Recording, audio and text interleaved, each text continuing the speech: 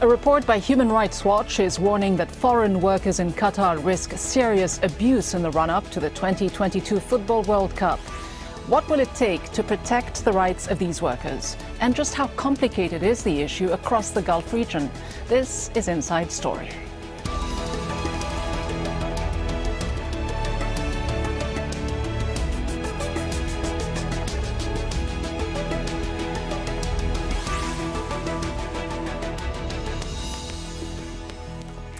Hello and welcome to the program. I'm Ghida Fakhri. Qatar, the home of Al Jazeera and one of the wealthiest countries in the world. If you calculate national riches in relation to the size of the population, it comes out top. But a recent report by Human Rights Watch highlighted the plight of the 1.2 million migrant workers who live here. Many work in construction, and many more will be needed to build the stadiums and other infrastructure needed for the 2022 World Cup. But the report says these workers are at risk of serious abuse and exploitation. Charles Stratford has more. The gleaming towers symbolise success and immense wealth in the richest country per capita on earth. But the story for many of the thousands of Asian workers building Qatar's dream is very different. At the Ministry of Labour Complaints Office, we find Jayraj, who's from India. He says he and around 30 of his colleagues haven't been paid in more than 3 months. We cannot even return to our countries because we don't have money. Our company says wait for 2 months, but wait where? Back home I have my mother, a wife and 2 children to feed. It's a pity that I can't even look after my children. Qatar's Ministry of Labour says one of the most common complaints filed against companies is over unpaid wages. A representative of Jayrav's company management told Al Jazeera the men would get their salaries in a month's time. We drive to Jayrav's accommodation, which his employers rent. This is a typical camp for foreign labourers here in Qatar. Now around 600 men live here, and the conditions they live under are shocking. Jayraj says they were forced to move here recently after the water in their previous camp was cut off because the owner had not paid the bill. He says they had to carry water in buckets from another camp nearby. Up to 6 men live in these rooms. Deepak looks at photographs of his wife and daughter back in India. My family don't know I live like this. They would worry about us, that's why we don't tell them. I paid the agent in India about $1,400 to come here. I've just finished paying the loan off, but I have nothing left. The kitchen facilities in the building are in a terrible condition.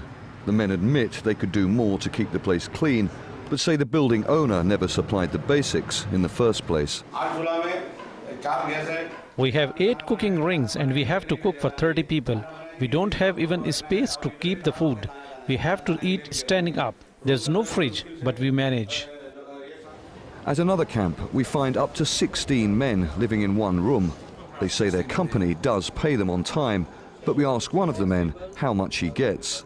I get paid around $190 a month. I have 7 kids. They are still young. I'm the only one to feed all of them. The Ministry of Labour says it's trying to improve monitoring and punishing companies that do not comply with its labour laws. And this is not a story specific to Qatar. The International Labour Organization says Gulf countries must do more to protect the rights of foreign workers. It's men like these who often have no choice but to return to their homeland with little or nothing to show for their efforts to improve their lives. Charles Stratford, Al Jazeera, Doha.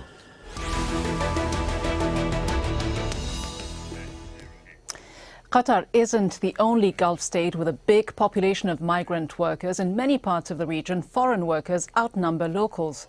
Qatar has a population of 1.7 million, of which 94% are believed to be migrants.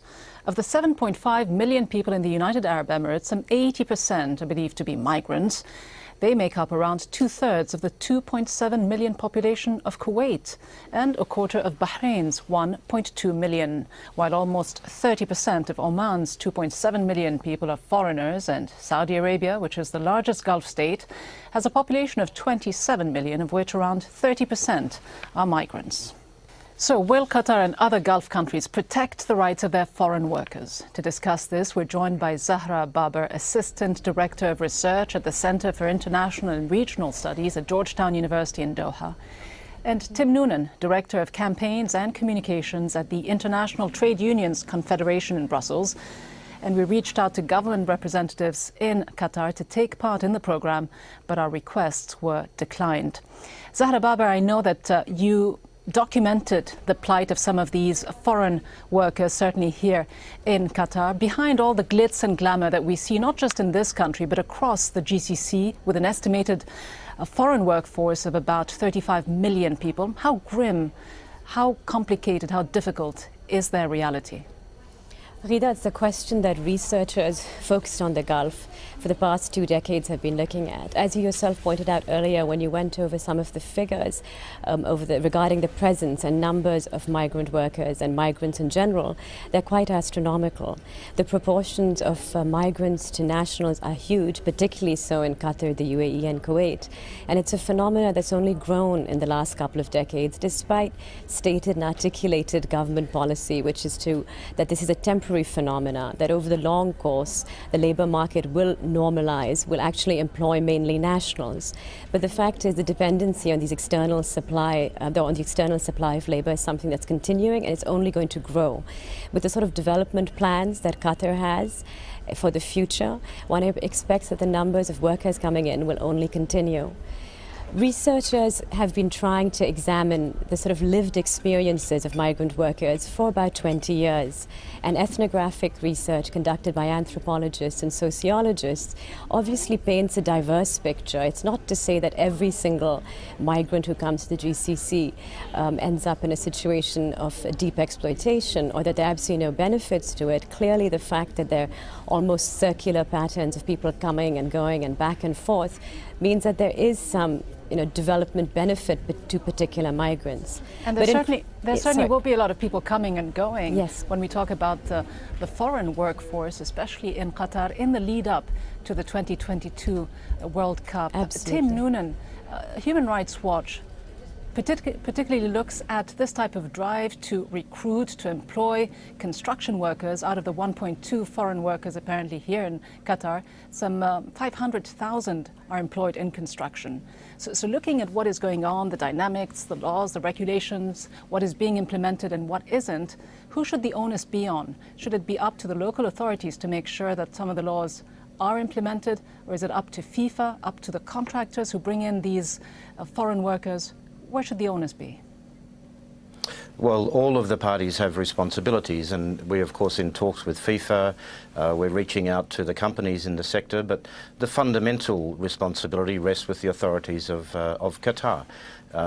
We have done our own research, which confirms the findings of the report which Human Rights Watch released yesterday. And we've done a lot of work in the sending countries as well. You take the case of Nepal, one of the significant suppliers of migrant labour to the construction industry in Qatar.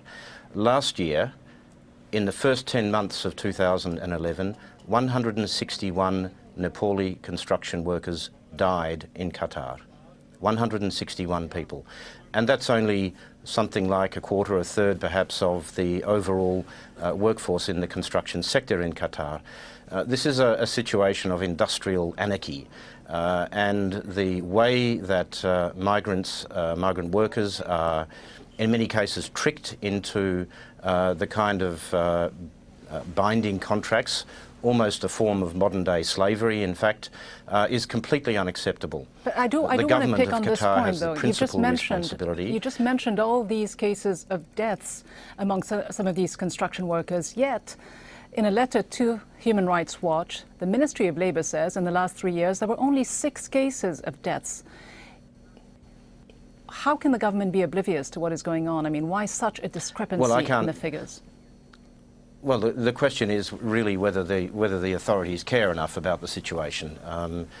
We haven't seen any comprehensive statistics compiled by the authorities in Qatar. There have been some health surveys done over the years which tend to support the evidence that we're receiving from the sending countries.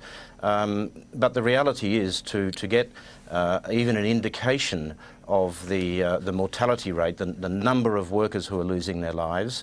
The counting of the dead bodies arriving has to be done at the airports in the sending countries when these victims of this industrial anarchy, when their coffins return home.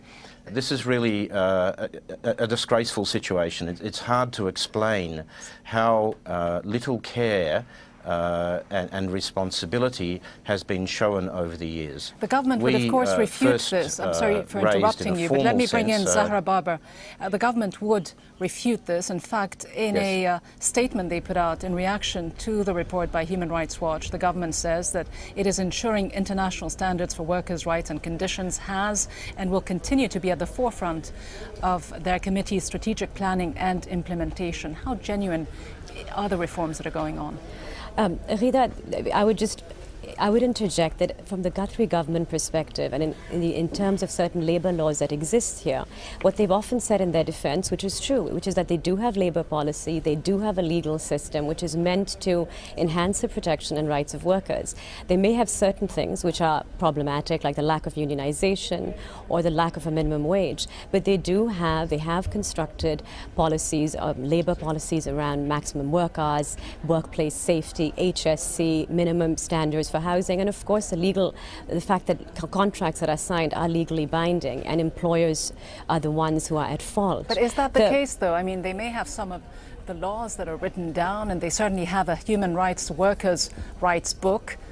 Right. But is anyone respecting this? Are regulations and workers' rights being implemented, being adhered to? Well, I think the problem is, those of us who've studied this, is that there is a lack of governance and there's a lack of ability to enforce or implement any of these laws. Whether that's just malintention or, I would argue, frankly, it's a lack of capacity also.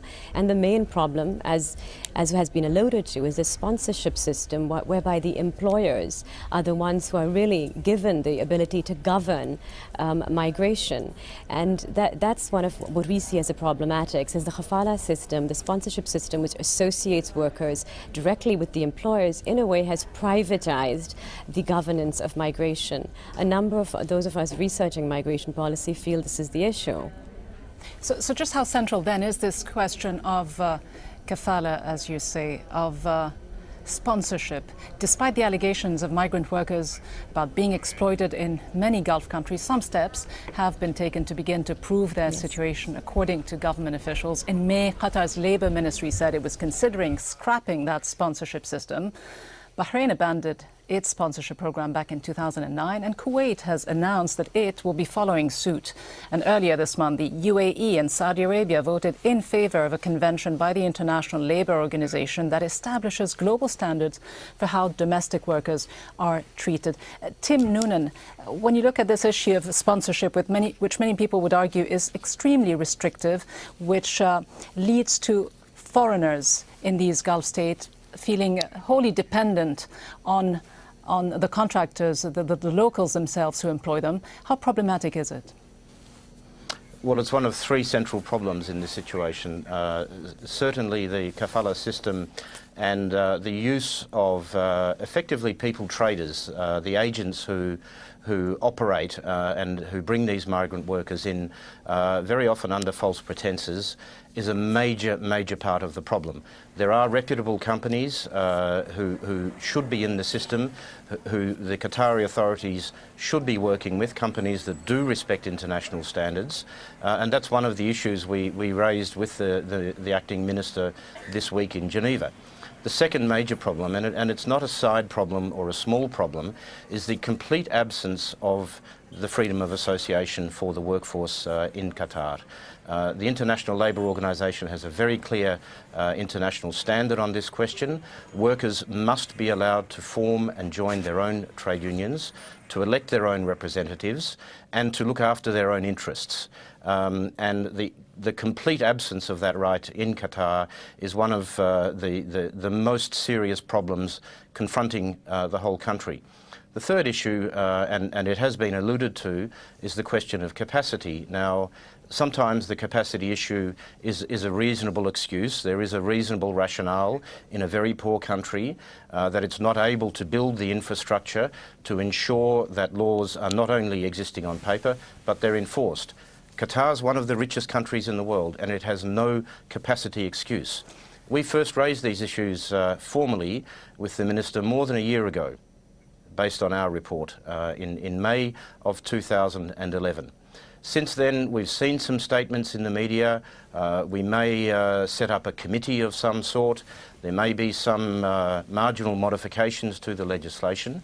When we met with the Minister finally after 12 months this week, we saw no genuine will, no genuine indication that Qatar is prepared to balance that privilege that it has now as a country hosting major international events such as the World Cup with the responsibilities and the obligations to respect international law.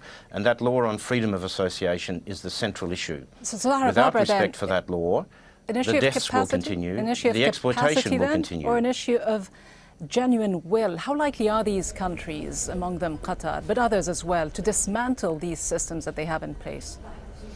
I think it's something which obviously it's under discussion and under consideration.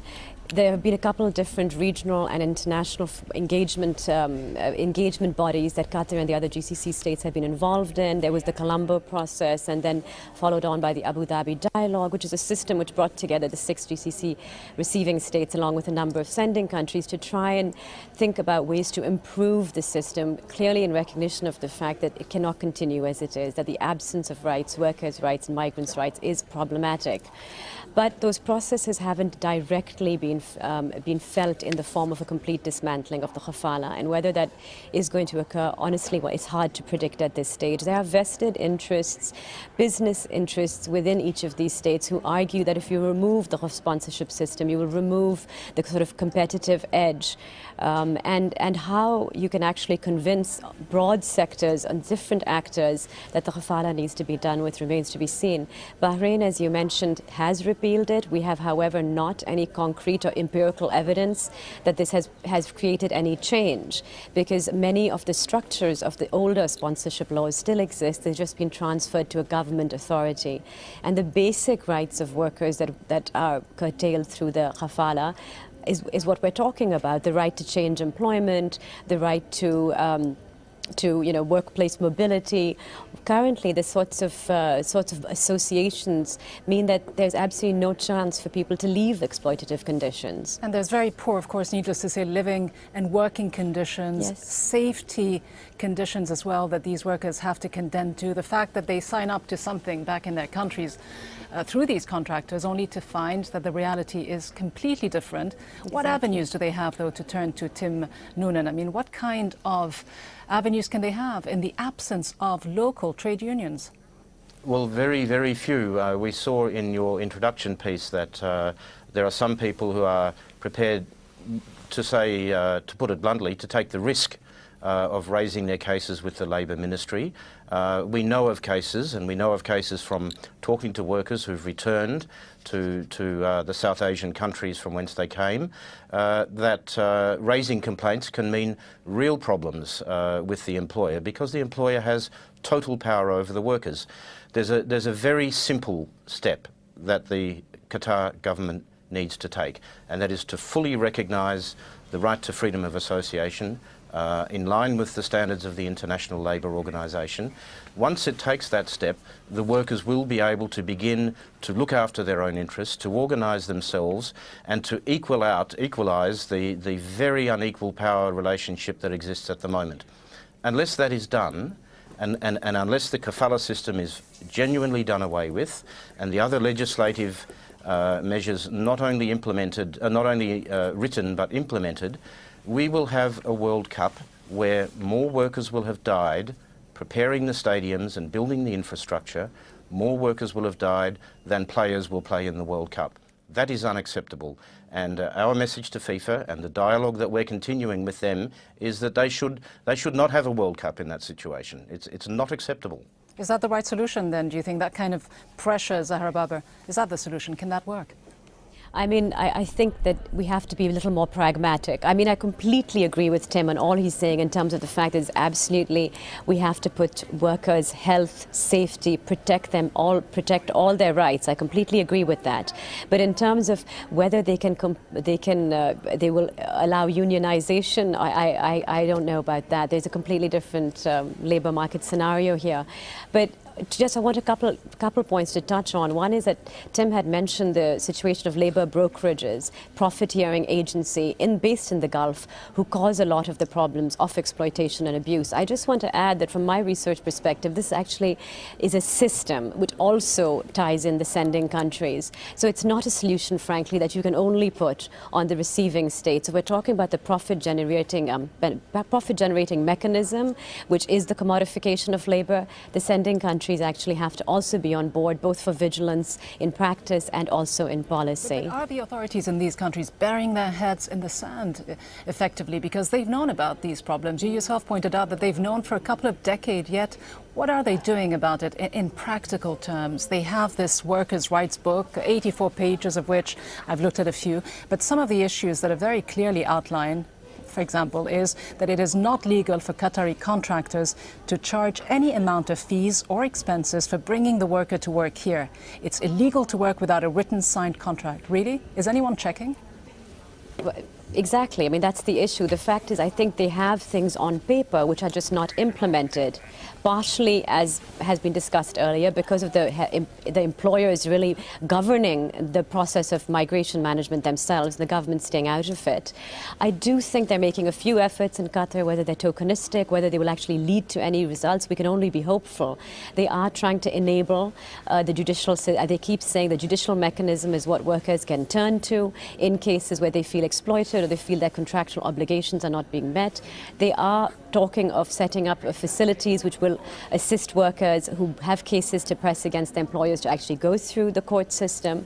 There have been efforts made through a few agencies, organizations here like the NHRC, to inform migrant workers more about their rights, the duties their employers have, and the sorts of general labor protections that exist in the country. But clearly a lot more needs to be done. They have to look into these situations with much greater concern, and the government has to recognize this. They can no longer devolve migrant labor governance down to the private sector, down to citizen employers. This has to be something that the government takes ownership of. Obviously, Tim Noonan, if the governments took ownership of this issue, if there was real accountability, if some of these contractors were penalized every time they flouted these international and local labor laws, would they continue to do it? Well, certainly enforcement and proper legislation is central, and it's one of the key issues. But I'd just like to return to this question again, because it is the central issue. I come from a country that was built on migrant labour. Could you possibly address this question first about accountability, yes, whether enough is being done at that level? No, certainly not enough is being done. The figures and the facts speak for themselves. Very marginal efforts, if any, serious engagement in the enforcement of whatever legislation exists is largely absent. So, but I want to stress that that's only one of the pillars that needs to be addressed. While the workers are continually deprived of their fundamental right to freedom of association, this is a right enshrined in international law at the United Nations, at the International Labour Organization. These are fundamental human rights, and if a country like Qatar wants to play in the sphere of the big international events, then it has to accept that responsibility. It has to bring its legislation into line with the ILO standards, and that's the dialogue that we've now begun with the minister in Qatar. We haven't seen the willingness yet, but we do believe that with sufficient dialogue and pressure, we can achieve that. Tim Noonan, understood, but in the last minute that we've got left, if I can just address this to Zahra Barber. How much can the situation really improve on this front when you've got in Qatar, but let me just stress that this is a situation that we see in so many of the GCC countries. How much difference can you make when you've got apparently just 150 monitors who are supposed to see whether these laws, these regulations are implemented, and when they apparently conduct their work without interviewing the employees, the workers themselves? Right. Absolutely. I mean, that's it. I really think they need to build in a great deal of capacity. They need to have a number of people, the adequate number of people who can go and monitor workplace safety, who can go and check on the housing situation, who can actually engage. And that's part of the ownership, to show that they have the people who can actually go out and implement their own laws. I I think that is crucial, and I think that can certainly help in dealing with some of the issues around safety and some that Tim has raised. Obviously, still much work to be done. In the meantime, let's thank our guests, Zahra Baber in Doha and Tim Noonan in Brussels. And thank you very much indeed for joining us for this edition of Inside Story. You can send us your feedback by emailing us your thoughts to insidestory@aljazeera.net. From me, Rida Fakhri, and the team, thanks for watching.